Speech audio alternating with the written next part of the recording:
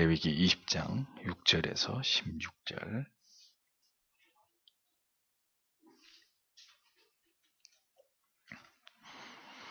같이 읽겠습니다. 음란하듯 신접한 자와 박수를 추종하는 자에게는 내가 진노하여 그를 그 백성 중에서 끊으리니 너희는 스스로 깨끗게 하여 거룩할지어다. 나는 너희 하나님 여호와니라. 너희는 내 규례를 지켜 행하라. 나는 너희를 거룩게 하는 여호와니라. 무릇 그 아비나 어미를 저주하는 자는 반드시 죽일지니 그가 그 아비나 어미를 저주하였은즉 그 피가 자기에게로 돌아가리라. 누구든지 남의 아내와 간음하는 자 곧 그 이웃의 아내와 간음하는 자는 그 간부와 음부를 반드시 죽일지니라. 누구든지 그 계모와 동침하는 자는 그 아비의 하체를 범하였은즉 둘 다 반드시 죽일지니 그 피가 자기에게로 돌아가리라. 누구든지 그 자부와 동침하거든 둘 다 반드시 죽일지니 그들이 가증한 일을 행하였음이라. 그 피가 자기에게로 돌아가리라. 누구든지 여인과 교합하듯 남자와 교합하면 둘 다 가증한 일을 행함인즉 반드시 죽일지니 그 피가 자기에게로 돌아가리라. 누구든지 아내와 그 장모를 아울러 취하면 악행인즉 그와 그들을 함께 불사를 지니 이는 너희 중에 악행이 없게 하려 함이니라. 남자가 짐승과 교합하면 반드시 죽이고 너희는 그 짐승도 죽일 것이며 여자가 짐승에게 가까이하여 교합하거든 너는 여자와 짐승을 죽이되 이들을 반드시 죽일지니 그 피가 자기에게로 돌아가리라. 아멘. 기도하겠습니다. 하나님 감사합니다. 오늘도 하나님 말씀을 듣고 우리가 하나님 앞에 머리를 조아려 또 간절히 기도하며 하나님의 은혜를 구하고 하나님의 도우심을 간구하는 겸손한 자리에서 하나님께 기도하는 시간을 하나님께 드리기를 원합니다. 이 시간에도 성령께서 먼저 말씀을 통하여 우리에게 찾아와 주시고 말씀이 우리에게 주시는 깊은 깨달음과 그 경각심을 가지고 또 우리가 하나님을 어떻게 경외해야 될지를 깨달아 우리 자신을 돌아보며 하나님 앞에 또 하나님이 기뻐하시는 기도의 제목을 따라 간절히 기도하도록 도와주시옵소서.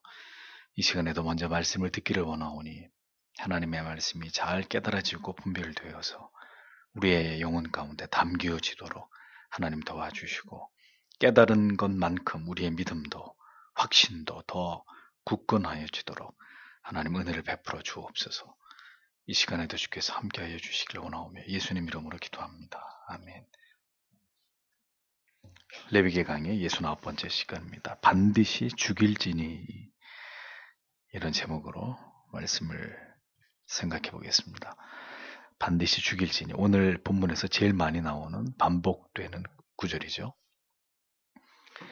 자, 인신제사와 음란함으로 하나님 앞에서 악을 행하는 몰렉을 숭배하는 자와 또 그를 처벌하지 않은 자들을 하나님께서는 모두 다 죽이라고 이렇게 엄히 말씀하신 데 이어서 하나님께서는 또 매우 지엄하게 다루시는 또 다른 죄악들이 무엇인지에 관해서 쭉 열거해 가고 계시는 것을 우리가 레위기 말씀을 통해 보게 됩니다. 자, 먼저 6절 말씀을 다시 보면 그리고 그들을 쫓아 음란하게 섬기기 위하여 영매들과 박수들에게로 향하는 그 사람은 그리고 내가 그 사람에게 나의 얼굴을 향할 것이다. 그리고 내가 그의 백성 중에서 끊을 것이다. 이렇게 기록되어 있습니다. 우상 숭배의 죄는 반드시 음란의 죄를 동반하게 되어 있다는 것을 지난주에 설명을 드렸습니다. 우상을 숭배하는 이유는 인간의 만족을 그것으로부터 얻어낼 수 있기 때문인데 고대 우상의 종교 몰렉을 비롯해서 바알이나 아세라나 다 마찬가지입니다. 모두 다 음란한 방식으로 숭배를 요구했는데 결국 우상 숭배도 인간이 만든 거잖아요. 그러니까 그 모든 이익이 맞아 떨어졌기 때문에 열심히 그렇게 우상을 숭배한 것이고 그러한 목적으로 자기들의 그 음란한 죄들을 다 합리화시켰던 이런 죄들을 보게 되는 것입니다. 타락한 인간이 만든 것이기 때문에 우상 숭배 속에는 반드시 그 인간 속에 있는 그 사악함이 우상 숭배라는 내용을 통해서 나타나게 돼 있고 그래서 많은 사람들이 그것에 빠져들 수밖에 없는 구조를 가지고 있는 것은 당연한 일이라는 겁니다. 마찬가지죠. 기독교가 우상화 될 때 어떻게 됩니까? 성직자의 권위가 제왕적 권위로 돌변하고 물질적으로 부패하게 되고 성적으로 타락하게 되는 이런 일들 뭐 너무나 당연한 일입니다. 그게 변질되고 타락했다는 아주 뚜렷한 그 징후지요. 물질적, 성적 타락. 그럼 끝난 겁니다. 그게 우상숭배로 가는 그 과정을 보여주는 것이죠. 거기는 하나님이 계시지 않다는 것을 단적으로 보여주는 증거가 되는 것입니다. 그런데 어처구니 없게도 그런 음란한 일들을 목회자가 저지르고 물질적으로 이렇게 교회가 타락했어도 아무렇지도 않게 목회를 계속하고 또 그런 목회자를 변함없이 추종하고 그게 다 우상숭배라는 거예요. 그건 하나님하고 아무 상관이 없는 일들인 거죠. 하나님께서 가장 미워하시는 우상을 숭배하면서 그 우상 숭배 행위 속에서 음란함이 드러날 때 하나님께서는 그런 행위를 하는 자들에 대해서 그 하나님의 진노하시는 얼굴을 그들에게 드러내시고 반드시 그들을 자기 백성에서 끊어내시겠다. 이렇게 단호하게 말씀하고 계십니다. 하나님을 섬겨야 될 백성들이 하나님을 섬기지 않고 이 세상을 숭배하면서 영적인 간음을 저지르게 될 때 기억하라는 거죠. 하나님은 그런 자들을 향해서 하나님의 진노의 얼굴을 그들에게 드러내실 것이다. 그러니까 얼굴을 향한다는 말은 내가 이렇게 벌을 받는데 나를 이렇게 벌하시는 분이 바로 하나님이시로구나 라는 것을 분명하게 깨닫게 해주겠다는 거예요. 내가 지금 하나님께 이 재앙을 이 저주를 받고 있는 것이로구나. 이걸 분명하게 똑똑히 알게 해주겠다는 그런 뜻입니다. 무서운 말씀이죠. 내가 이렇게 하나님께 지금 벌을 받는구나. 우상을 숭배한 자, 배도한 자, 하나님보다 이 세상을 더 사랑하는 영적으로 간음하는 자들, 하나님이 다 그렇게 벌하시겠다고 말씀하고 있습니다. 하나님을 잘못 이해하면 하나님은 무한히 사랑하시고 죄를 저질러도 제발 내게로 돌아오지 않겠니 하고 호소하시는 무슨 심파조의 그런 하나님으로 이해합니다. 전혀 하나님을 잘못 알고 있는 것이죠. 하나님은 진노하시고 보응하시고 질투하시고 자기 백성을 끊어내시기도 하시는 그런 하나님이십니다. 끊어낸다는 표현은 구원했다가 구원을 취소시키는 그런 의미가 아니라 그가 구원받은 자녀가 아니었기 때문에 결국은 세상으로 가버리는, 세상을 더 사랑해서 세상을 쫓고 음란을 쫓는, 또 성도가 절대로 가까이 하지 말아야 될 신접한 자나 무당들을 가까이 하는 그런 악을 범하게 되어서 결국은 그가 어느 한순간에 교회에서 자체를 감춰버리는, 하나님의 회에서 사라지게 되는 이런 일들이 일어나게 된다는 뜻입니다. 성도가 점을 치는 행위, 행운을 점치는, 복권을 사든지 행운을 점치는 이런 모든 행위들 명백한 죄이고 하나님이 보실 때 죄악이 된다는 것을 잊지 마십시오. 재미삼아도 여기 홍대 저 앞에 가면은 타로 하는 데 많거든요. 재미삼아도 젊은 친구 여러분 그런데 기어 들어가가지고 내님은 어떨까요? 이런 거 물어보지 마세요. 그리고 신문 같은 데도 보면 오늘의 운세 그래가지고 닭띠, 개띠, 소띠 이렇게 나와. 그런 거 보지 마시란 말이죠. 하나님이 아닌 모든 대상에 의존하는 것은 그것이 신앙이 아닌 단순히 재미를 위한 일이라 할지라도 하나님 앞에 망령된 일이 되는 것입니다. 참남한 죄가 되는 것이죠. 신자들 중에서도 있어요. 웃을 게 아니라 결혼하면서 사주궁합 같은 거 보고 길이를 택하고 여러 가지 미신적인 이런 거 쫓는 사람들이 있거든요. 신자라 그러면서 버젓이 제사 드리고 여러 가지 죄악들을 아무렇지도 않게 행하는 이런 모든 일들은 반드시 금해야 되는 일입니다. 구약 같으면 죽이는 거예요, 하나님이. 우리를 더럽히는 죄가 되기 때문입니다. 우리를 더럽히는 것은 곧 하나님의 이름을 더럽히는 것이고. 이어지는 7, 8절 보십시오. 그리고 너희는 스스로 정결케 할 것이다. 그리고 너희는 거룩해야 할 것이다. 왜냐하면 나는 너희의 하나님 여호와이기 때문이다. 금방 말씀하시잖아요. 거룩해야 되기 때문이다. 깨끗해야 되기 때문이다. 그리고 너희는 나의 규례들을 지켜야 할 것이다. 그리고 너희는 그것들을 행해야 할 것이다. 나는 너희를 거룩해 하는 여호와니라. 이렇게 번역이 됩니다. 여기서 정결케 하다라는 말의 의미는 자신을 봉헌하다, 자신을 헌신하다 이런 의미가 담겨 있습니다. 즉 성도는 언제나 자신의 영혼과 육신을 정결케 해서 하나님께 자신을 드리는 자다. 성도, 하나님의 자녀라는 말 안에 이렇게 정결케 해서 하나님께 자기를 드리는 사람, 이런 의미들이 함의되어 있다는 것입니다. 하나님께 드려진 구별된 자들이기에 그들은 언제나 세상의 그 무엇으로도 자신의 영혼과 육신을 더럽히지 않는 자들이 되기 위해서 노력해야 한다는 것입니다. 여기 지금 컵이 있잖아요. 이 컵을 제가 마시는 컵이 아니면 이 컵에 오물이 담겨있든 먼지가 수북하든 어떻게 됐든 상관없어요. 저 구석에 처박아 놓고 쓰는 컵이 아니면 상관없어요. 근데 이게 제가 이렇게 마셔야 되는, 입을 대고 이 물을 마셔야 되는 컵이라면 이 컵의 상태가 어떠해야 되겠어요? 깨끗해야 되겠죠. 정결해야 되겠죠. 소독을 하고. 같은 이치입니다. 우리가 늘 하나님께 드려지는 자다.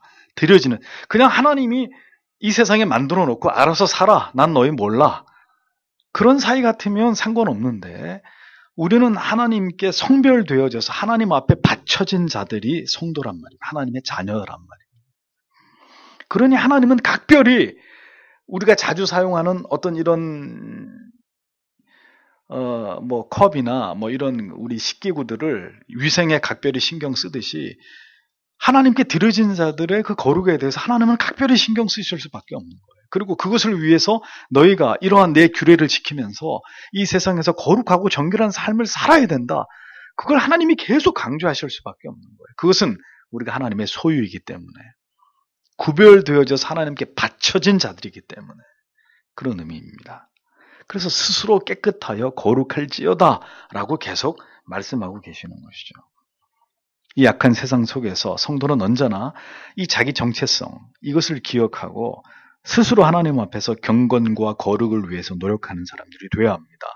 그런 사람이라야 신자, 하나님의 백성인 거예요. 규례를 지키는 일은 우리에게 참으로 많은 희생과 노력을 요구하는 일입니다. 그러나 그 모든 성도의 경건한 삶은 결코 하나님만을 위한 일이 아닙니다. 성도는 하나님의 말씀을 지켜 행함으로 그러한 순종의 삶을 통해서 우리를 날마다 거룩하게 하시는 하나님의 은총을 경험하는 사람들입니다. 그것이 바로 이 구절의 말씀이에요. 하나님께서 우리의 거룩을 위해서 우리에게 말씀을 지켜서 살아가는 경건한 삶을 우리에게 요구하고 계신다라는 것을 알 수 있습니다. 경건하지 않은 자 가운데 거룩한 자가 없고, 거룩을 추구하면서 말씀을 지켜 살아가는 삶이 없는 자 가운데 경건한 삶을 살아가는 사람이 있을까요? 없을까요? 없단 말입니다. 하나님만이 인간을 거룩하게 하십니다. 그러나 일방적으로 우리의 의지와 전혀 상관없이 일방적으로 하나님이 우리를 거룩해 하시지 않고 하나님의 말씀을 지켜 행하게 하심을 통해서 우리를 거룩하게 만들어 가십니다. 경건하게 하시고 성화되어 가도록 도우시는 것이죠. 그러니 여기서 반드시 우리 편에서 필요한 것은 뭐겠습니까? 그 하나님이 그렇게 율법을 통해서 우리를 바르게 이끌어 가심에 있어서 우리는 순종해야 되는 것이죠. 그 순종을 통해서 결국 우리가 그 경건한 삶을 통해 하나님이 우리를 거룩해 하시는 그 은혜 속에서 우리가 점점 거룩해지는 사람들이 되어져 가는 것이라는 거죠. 여기까지 말씀하시고 이어서 이제 또 전혀 다른 규례로 넘어갑니다. 9절을 보면 만일 어떤 사람이든지 그의 아버지와 그의 어머니를 저주하면 그는 반드시 죽임을 당해야 할 것이다. 그가 그의 아버지와 그의 어머니를 저주하면 그의 피가 그에게 있을 것이다. 이렇게 기록되어 있습니다. 여기서 한글로 저주하다라고 번역된 히브리어의 원래 의미는 업신여기다, 멸시하다, 경시하다 이런 뜻입니다. 그러니까 부모를 저주한다. 그것은 막 부모를 어떤 말이나 행위로 이렇게 저주하는 이 저주의 그 의미처럼 그런 의미가 아니고요. 원래 이 성경에서 얘기하려고 하는 것은 부모를 저주한다는 것은 부모를 아주 가볍게 여긴다. 그것이 부모를 저주한다 이렇게 번역을 한 거예요. 아주 멸시하고 가볍게 여기는, 업신 여기는 그런 뜻입니다. 반대로 히브리어에서 공경하다라는 뜻은 무겁게 하다, 영광스럽게 하다. 다른 말은 간처럼 여기다 이런 뜻입니다. 부모를 저주한다는 것 다른 의미가 아니라 부모의 말을 아주 우습게 여긴다. 부모의 존재 자체를 아주 멸시한다. 그런 얘기입니다. 부모님의 가르침과 그 존재를 가볍게 여기고 무시하는 행위. 즉 부모를 바르게 섬기고 존중하면서 그 뜻에 순종하지 않는 행위들을 성경은 전부 다 부모를 저주하는 행위에다가 포함시키는 거예요. 그리고 그런 자는 하나님이 반드시 죽인다, 저주한다. 이렇게 강조해서 말씀하고 있습니다. 반드시 죽일지니라. 그냥 죽일지니라가 아니라 이런 놈은 반드시 죽여라. 반드시 굉장히 강조하고 있어요. 신명기 21장에 부모를 업신여기는 행위를 한 자식이 전혀 뉘우치지 않을 때 뭐라 그런 줄 아세요? 돌로 쳐 죽여라 그랬습니다. 잠언 30장 17절에 아비를 조롱하며 어미 순종하기를 싫어하는 자의 눈은 골짜기의 까마귀에게 쪼이고 독수리 새끼에게 먹히리라. 무시무시한 말씀들이 이 부모님과 관련된 말씀 속에서 성경은 다수 등장하고 있는 것을 보여줍니다. 자녀가 그 부모를 업신여기고 부모의 말에 순종하지 않는 것은 그 부모에게 위임된 하나님의 권위에 대한 도전과 거역으로 성경은 언제나 간주했습니다. 그래서 그와 같은 죄에 대해서는 최고의 벌을 내리는 거예요. 살 가치가 없는 존재라고 보는 거예요. 부모를 업신여기고 부모에게 대항하고 부모를 조롱하고 그거는 살 가치가 없는 인간 말종이다. 쉽게 얘기하면 성경은 그렇게 얘기하는 죽여버려라. 그 살려둘 필요가 없는 인생이다. 그 인생은. 아주 굉장히 강력하게 이 부분을 성경이 말씀하고 있다는 겁니다.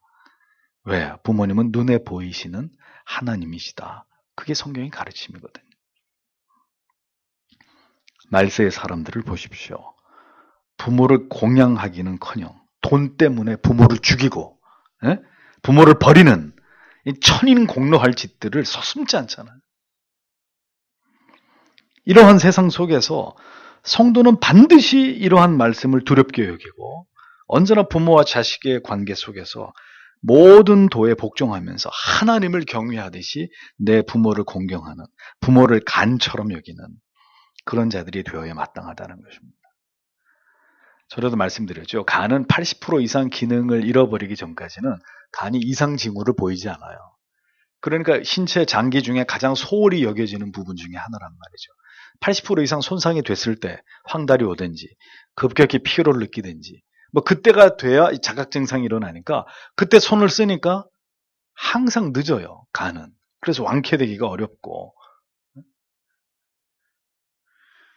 부모를 간처럼 여겨라. 대수롭지 않게 여기다가는 부모가 돌아가시거나 그렇게 나중에 후회하고 땅을 치고 후회하면서 내가 부모님을 아무 소용없다는 거예요. 부모는 그 중요성에 대해서 우리가 간과하기 쉽고 가볍게 여기기 쉽기 때문에 언제나 중요한데 늦게 자각 증상을 드러내는 간처럼 항상 살피고 존중히 여기고 귀하게 여겨야 된다. 그런 의미가 히브리인들의 관념 속에 들어있었던 겁니다. 그 피가 자기에게도 돌아간다. 그 의미는 그 자신이 반드시 하나님 앞에 벌을 받을 자가 된다. 반드시 벌을 받는 사람이 된다. 그가 그렇게 한 행위를 통해서 그 벌은 뭐라고요? 죽음이다. 라는 겁니다. 그래서 부모님 여러분, 자식들에게 엄히 가르치셔야 돼요. 엄히. 자녀라고 봐주면 안 되고 부모를 공경하는 걸 엄히 가르쳐야 되는 거예요. 그거는 우리를 위한 게 아니고요. 그 자식을 위한 거예요. 그거를 내버려 두면 그가 하나님 앞에 저주를 받는 인생이 된단 말이에요. 그래 따끔하게 가르치고 부모님의 권위를 지키시고 세우시고 분명하게 그것을 가르쳐서 자녀로 하여금 하나님 앞에 벌을 받지 않도록 해야 되는 것입니다. 부모님 가볍게 여기는 죄는 가장 큰 죄고 부모를 가볍게 여기는 자 가운데 천국에 들어갈 수 있는 자는 절대로 존재하지 않습니다. 10절에서 이제 16절까지는 하나님께서 반드시 금하신 동침의 관계가 열거되어 있습니다. 그래서 이 말씀에 해당되는 사람이나 짐승은 역시 반드시 죽여라. 절대로 살려두지 말고 죽여야 된다. 이렇게 말씀하십니다. 10절에는 누구죠? 남의 아내, 이웃의 아내나 남편과 간음하는 자, 그 간음하는 남자, 여자 다 죽여라. 다 죽여라. 이렇게 말씀하십니다. 7계를 범하는 자들, 이것은 이웃사랑의 대의를 저버린 자들로 간주하는 거예요. 공동체를 깨뜨리는 매우 심각한 악을 저지른 자들로 그들은 죽여야 될 자들이다. 성경은 엄벌하고 있습니다. 성윤리는 이 남의 기혼한 아내와 남편과 간음하는 이 행위는 공동체 자체를 파괴시킬 뿐만 아니라 이 사람과 사람이 살아가는 사회를 떠받치고 있는 이 윤리, 도덕 그 기초 자체를 무너뜨리는 그런 심각한 죄로 간주되는 거죠. 성적인 순결은 하나님의 백성들의 지표이고 이웃사랑의 실천의 가장 중요한 원칙 가운데 하나라는 겁니다. 성적으로 타락해버리면 다 깨져버리는 거예요. 모든 관계가 다 깨져버리고 하나님의 자녀로서의 어떤 그 영예, 거룩함, 하나님의 자녀로서의 어떤 거룩한 표지 이런 것들이 다 깨어지면서 나아가서는 하나님의 이름까지 하나님의 영광까지 가리우게 되는 이건 중대한 죄가 된다는 거죠. 요즘에 왜 그렇게 신문에 연일 계속 이런 얘기가 나오는지 모르겠어요. 참 부끄러워서 신문을 볼 수가 없어요. 무슨 얘기인지 아시죠? 그러므로 이것을 어긴 자들은 하나님의 나라를 훼손하는 암적인 존재들이기 때문에 그들을 죽여라. 이렇게 말씀합니다. 엄연히 남편이 있고 아내가 있는 자들이 간통을 저지르는 이런 죄는 반드시 죽일 죄인데도 불구하고 대한민국은 지금 간통죄를 폐지해버렸습니다. 음란 공화국이 되고 있고 이제는 하나님의 진노의 잔이 점점 더 기울어지고 있는 저주받은 나라, 저주받은 백성들이 되어가고 있는 거예요.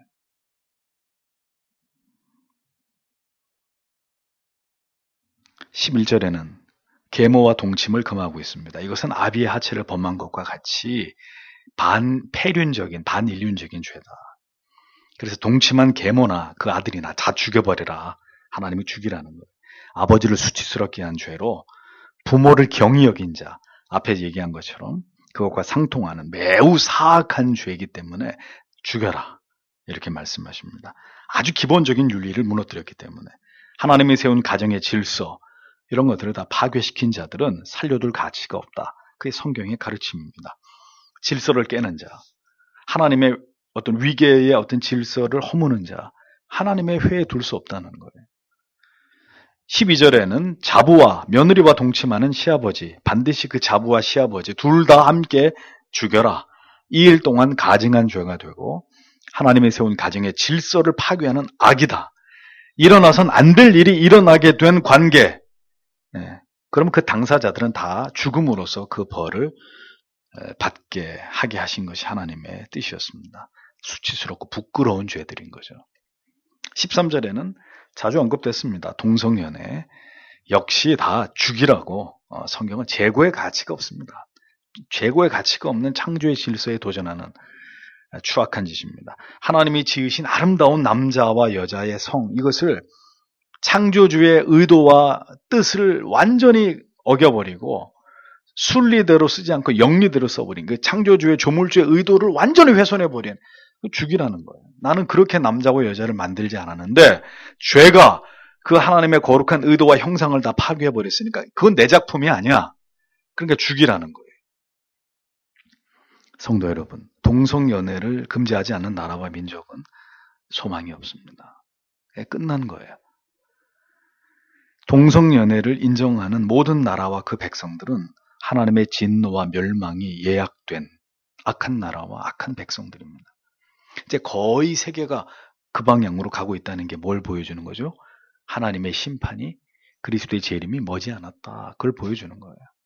전에는 극히 일부 나라들만, 한 10년 전만 해도 유럽의 극히 일부 나라들만 그런 것들을 인정했는데 지금은 거의 유럽의 거의 대부분의 나라들, 아시아에서도 하나씩 둘씩 늘어나고 있고 그런데도 이것을 끝까지 지키는 대륙 중에 하나가 아프리카 대륙이에요. 희한하게도. 그리고 저기 이슬람권, 공산주의 국가. 참 모순되게도. 그런데 아무튼 이런 동성연애도 마찬가지입니다. 돌이키지 않으면 하나님의 저주가 임할 자들이라는 거죠. 그래서 그런 생각을 해봅니다. 자꾸 하나님이 이렇게 분명하게 금하신 것을 인간들이 끌어안으려고 하는 이런 시도들, 지극히 이 죄인들이 자기 주제들을 파악하지 못하고 있는 극악한 짓들입니다. 그래서 어떤 교회나 목회자들은 동성연애자들도 끌어안아야 된다. 뭐 선교의 대상이다. 그런 헛소리 하는데 무슨 소리입니까? 뭘 끌어안아요? 동성연애자가 어떻게 우리의 형제 자매입니까? 회개를 촉구해야 될 죄인들이죠. 그리고 난 다음에 돌이켰을 때 우리의 형제와 자매지. 왜 어설픈 박애주의를 가지고 하나님이 분명히 명하신 금하신 것을 인간이 주제 파악도 못하고 자기도 냄새나는 죄인인 주제에 누구를 품겠다는 거예요. 주제 넘은 짓들을 한단 말이죠. 그건 사랑이 아니에요. 그거는 회개하라고. 당신은 하나님 앞에 분명히 죄를 짓고 있는 죄인이라고. 동성연애는 절대로 인정할 수 없다고. 당신이 회개하고 돌아오면 하나님이 받아주시지만 계속 그것을 고집하고 합리화하고 있으면 당신은 저주받은 인생이라고. 지옥에 떨어지게 된다고. 뭘 끌어안아요? 끌어안기는. 굉장히 이 진보적이고 좌파적인 생각을 가지고 있는 목회자들, 교회들. 이상한 주장들을 하는데 전 절대로 동의할 수 없습니다. 제가 동의하지 않는 게 아니라 성경이 동의하지 않는 거예요. 자꾸 사람을 어떻게 해보려고, 사람을 자꾸 이렇게 끌어안아 보려고. 그러면 우리한테는 영혼을 사랑하지 않, 그런 말도 안 되는 소리 하지 말라 이겁니다. 왜 하나님보다, 왜 예수 그리스도보다 더 자비로우려고 합니까? 하나님보다 더 공의로운 것도 문제지만 하나님보다 더 자비로우려고 하는 그것도 주제 파악 못하는 죄란 말이죠. 인간에 대한, 전적으로 타락하고 부패한 인간에 대한 연민으로 접근하는 이 어설픈 박애주의, 주의해야 됩니다. 그러한 시도를 행하는 그 자에게까지 하나님의 진노가 임한다는 거 잊지 말아야 됩니다. 14절에 매우 준엄한 시벌이 가해지는 죄가 기록되어 있습니다. 그것은 아내와 장모를 함께 취하는 죄입니다. 가정의 질서, 창조의 위계를 무너뜨리는 아주 더러운 죄입니다. 아내와 그 장모까지를 같이 성적인 대상으로 삼는, 이 하나님이 세우신 제도를 완전히 짓밟아버리는 추악한 죄라는 거죠. 그런데 이런 자에 대해서는 아주 더 강하게, 강도가 더 높아집니다. 어떻게 하라 그랬죠? 불에 태워 죽여라. 불에 태워 죽여라. 먼저는 돌로 치고 그 다음에는 불에 태워가지고 그 시신 자체도 없애버려라. 왜 이 하나님의 이 규례의 강도가 이렇게 더 높아질까요? 이 하나님이 이 인간의 음란함에 대해서 얼마나 진노하시는지를 충분히 알 수 있는 대목입니다. 하나님이 하나님의 형상을 닮아서 아주 보배로운 존재로 인간을 지었는데 그 인간을 괴물로 만들어버리는, 혹은 짐승으로 만들어버리는 죄가 음란의 죄란 말이에요. 그래서 아내하고 장모까지 그렇게, 이거는 개, 돼지나 하는 짓이라는 거죠. 사람은 그런 짓을 하면 안 돼. 개는, 짐승들은 근친상간 하잖아요. 그런 거 뭐 중요하지 않잖아요. 뭐 짐승들한테 윤리가 있어요. 도덕이 있어요. 근데 사람이 그렇게 하면 그거는 개, 돼지나 똑같은 그런 존재라는 거죠. 하나님의 형상으로 지음받은 인간이 그런 짓거리를 할 것 같으면 죽여라. 불에 태워버려라. 얼마나 무서운 말씀입니까? 우리는 우리 마음대로 살 수 있는 사람들이 아니에요. 우리 마음대로 그냥 내가 하고 싶은 대로 그렇게 살 수 있는 존재가 아니라는 겁니다. 인간이 인간이기를 포기하는 행위가 성적인 문란이고, 인간이 짐승과 교접하는 수간입니다. 그게 어디에 나와요? 이제 15절, 16절에 나오죠. 짐승과 교접하는 남자, 여자, 짐승하고 함께 다 죽여라. 다 죽여라. 보십시오. 성적으로 타락하면 어디까지 가는지는 지금 이 시대의 문제가 아니에요. 이미 성경이 기록되는 그 시대에 이교도들, 이방인들이 그러고 살았어요. 하나님 모르는 사람들은 이 성적인 쾌락에 목숨을 거는 사람, 어떻게 하면 더 쾌락을 느끼고 더 변태적으로, 어떻게 하면 더 이렇게 평범한 거는 싫고 뭔가 더 이렇게 짜릿한 어떤 그 성적인 쾌감을 누리려고 대상을 가리지 않고 나중엔 짐승하고까지, 그게 하나님 없는 인생들의 악이에요. 악.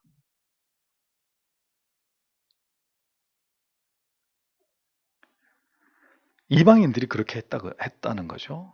하나님은 그 이방인들의 그 추악한 것이 하나님의 택한 백성들에게로 스며들어오는 것을 하나님이 결코 원치 않으셨던 겁니다. 그것은 나를 모르는 자들이나 그렇게 개, 돼지처럼 그렇게 살 수 있는 것이다. 너희는 절대로 그 세상에 나를 모르는 자들처럼 그렇게 성적인 쾌락의 노예가 돼서 그렇게 하는 것을 하나님이 결단코 용인하시지 않았던 것입니다. 이 말씀을 드리면서 여러분들에게 한 가지 더 말씀을 드립니다. 애완동물에 대해서 성도는 진지한 생각이 필요합니다. 잊어버리지 마세요. 짐승은 짐승으로 대하세요. 무슨 뜻입니까? 짐승을 자식처럼 여긴다든지 자기의 애인처럼 여기는 거 죄입니다. 창조의 질서에 위배되는 것입니다. 짐승을 자식처럼 여겨가지고 끔찍하게 돌보려고 하는, 거기다 그렇게 돈을 쓰고 우리의 어떤 열정을 드리려면 차라리 귀한 생명을 입양해서 저 부모 없는 고아들 입양해서 그 자식을 내가 내 배로 낳은 자식처럼 키우는 것이 그게 더 성경적이고 바람직합니다. 짐승은 돌봐야 될 대상, 우리가 만물의 영장으로서 밥 주고 살 집 주고 그리고 집 잘 지켜 그렇게 해서 돌봐야 될 짐승에 불과하지 사랑해야 될 대상이 아니란 말이에요. 예? 반드시 기억하십시오. 성경에 하나님을 사랑하고 이웃을 사랑하라고 말씀했지 성경 어디에도 짐승을 사랑하라고 말씀하지 않았습니다.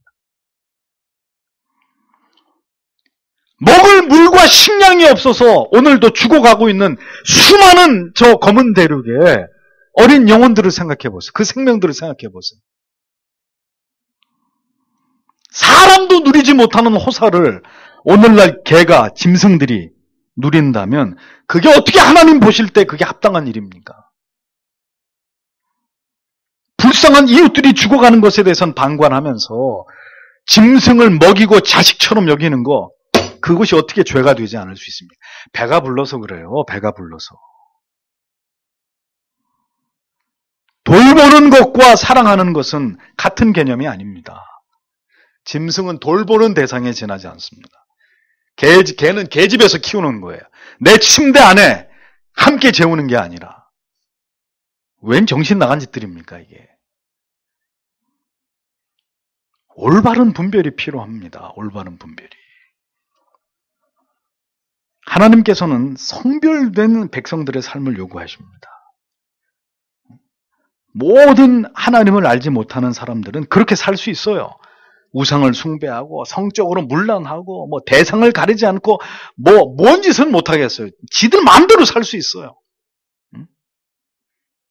그것이 하나님을 버린 타락한 지옥불에 떨어질 백성들이기 때문에 그런 것입니다.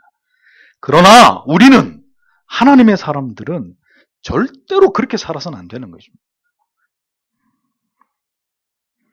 그 이방인들, 하나님을 모르는 자들의 죄가 스물스물 이렇게 신자들 안으로 들어오는 거예요. 가나안에 정착했고, 그래서 가나안 사람들을 다 그 문화를 완전히 다 박멸하지 않았기 때문에 스물스물 들어오는 거죠.